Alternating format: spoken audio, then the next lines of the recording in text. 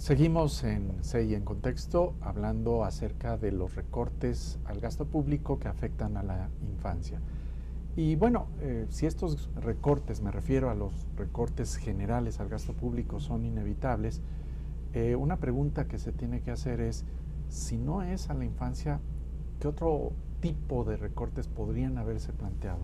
Marcelo, no sé si pudieras darnos una idea de, por lo menos una serie de alternativas a, digamos, no recortar el gasto público a la infancia. Bien, el grueso del recorte más reciente anunciado todavía está por anunciarse, y uno esperaría que sea totalmente distinto de lo que estamos discutiendo ahora, que sean recortes más bien progresivos más que regresivos. Y uno piensa, por ejemplo, en programas. Si vamos a pensar en que se van a recortar programas, hay programas que son sumamente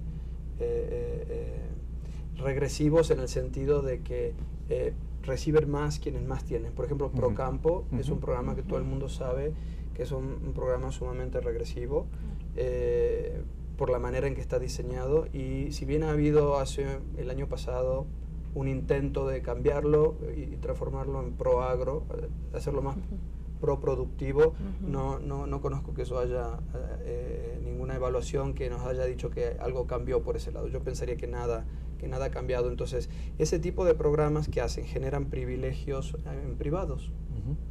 Entonces, y esos privilegios son pues regresivos, los reciben más quienes más tienen. Entonces, ¿por qué no empezar con esos programas? ¿No? Recortando por ese lado. Hay muchísimas otros privilegios los reciben funcionarios públicos. Estoy seguro que es posible hacer más eficiente la labor del Estado, incluso mejorando cómo se ejerce el gasto. ¿No? Mucho del gasto en los programas sociales, una parte importante pues es para soportar cierta estructura administrativa, intermediarios, etcétera. Las licitaciones que hace el Estado. ¿Las licitaciones están bien hechas o hay sobreprecios en esas licitaciones? Ya sea legales o ilegales, o ocultas o transparentes. Uno debería pensar, bueno, ¿cómo gasta el Estado? Creo que el esfuerzo debe estar en quienes pueden hacer ese esfuerzo. En particular, haciendo más eficiente el gasto público, disminuyendo privilegios. La corrupción está muy documentado, se lleva una parte importante del PIB, principalmente en sobreprecios, en concesiones que hace el Estado para construcción de carreteras, para provisión de materiales. Ahí es donde hay mucho para hacer y requiere un esfuerzo del Estado. Ahí es donde el Estado tiene, cuando hay estos recortes, ahí es donde tiene que enfocarse para hacerlos. De lo contrario, tenemos esta cuestión como donde recortamos el gasto para tener estabilidad macro y mejorar las perspectivas futuras de la economía, pero le cortamos a la infancia, que es el futuro, al fin y al cabo, como estábamos diciendo. Muy bien. Y si estos recortes prosiguieran, si no hubiera una señal clara de que va a haber reconsideraciones, ¿cómo podría protegerse el gasto para la infancia, Erika?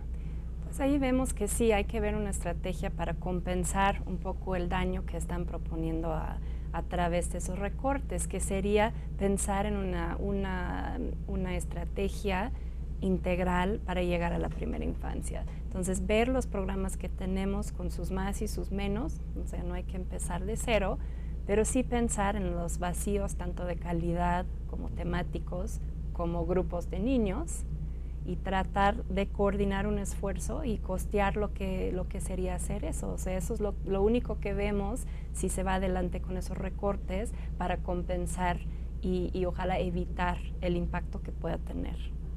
Pero también habría que mejorar el gasto público que ya existe en la infancia, aunque pudiera ser menos. Quizás una de las herramientas sería tener un mejor padrón de beneficiarios para identificar dónde tiene que asignarse por los problemas distributivos que mencionabas. Seguramente. O sea, el nuevo sistema, el CIFODE que propone CEDESOL, ¿no? La Secretaría de Sistema de Focalización de Desarrollo. Es una oportunidad. Lo que nos interesa ver es posiblemente un sistema de focalización y un padrón único de beneficiarios, ¿no? El gobierno ha estado hablando de eso desde el Plan Nacional, pero sí, pues echarlo a andar, porque solo de esa forma podemos ver si a un niño le llegan 5 programas y no está en pobreza, y otro que está en pobreza extrema y no le llega nada, ¿no? Eso es lo que tememos un poco está pasando, y lo que nos dice también las encuestas nacionales que puede ser un problema. Si de todas maneras hay que recortar, ¿cómo mejorar la calidad del gasto, Marcelo? ¿Qué podría hacerse, ya no en términos de qué recortamos, sino si ya recortamos lo que tenemos, cómo mejorarlo en eficiencia? Yo lo que no veo muy claramente en la política, tú me corregirás también allí, Diego, en la política social hacia la primera infancia, es que qué objetivos tenemos para los niños. O sea, más allá de que el niño nazca, y esto liga directamente con los temas de movilidad social que trabajamos en el SEI, más allá de que un niño nazca en una cuna pobre y en una cuna rica, ¿qué objetivos tenemos para el niño en las primeras etapas de la infancia?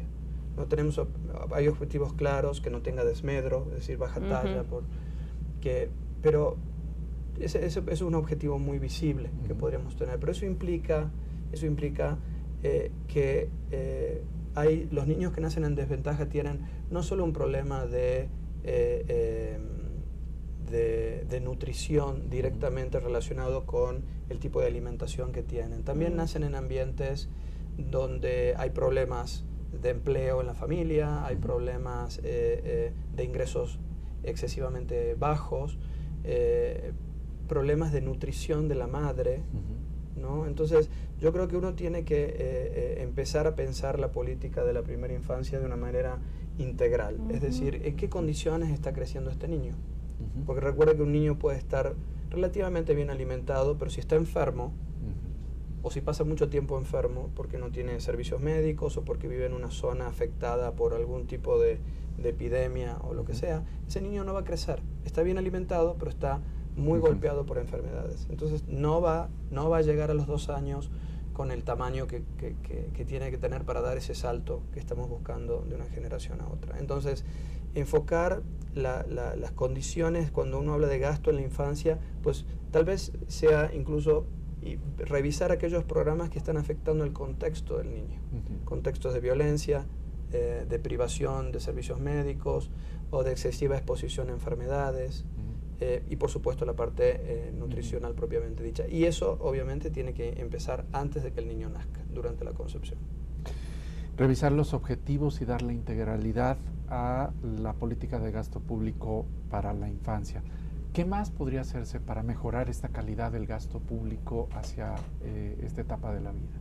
Pues yo creo que es eso, un enfoque integral, un enfoque de derechos de la infancia es lo que está faltando. Tenemos este año un nuevo sistema integral de derechos de la infancia que realmente tiene esa tarea de coordinar los servicios, porque sabemos que una malnutrición, por ejemplo, puede tener un impacto en educación, en los logros educativos, una violencia también. O sea que todo está ligado en el entorno, como bien decía Marcelo, y entonces tenemos que juntar y llegar con una sola ventanilla de servicios a esas familias en vez de por cada dependencia por separado, ¿no?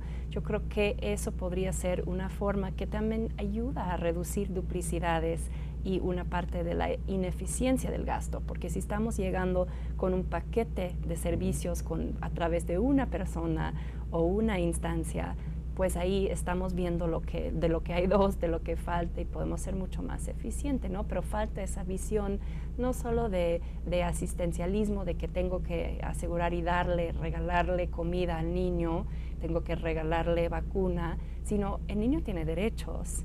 El niño está sentado y está viendo, no importa de qué secretaría le viene el servicio, solo sabe si viene o no.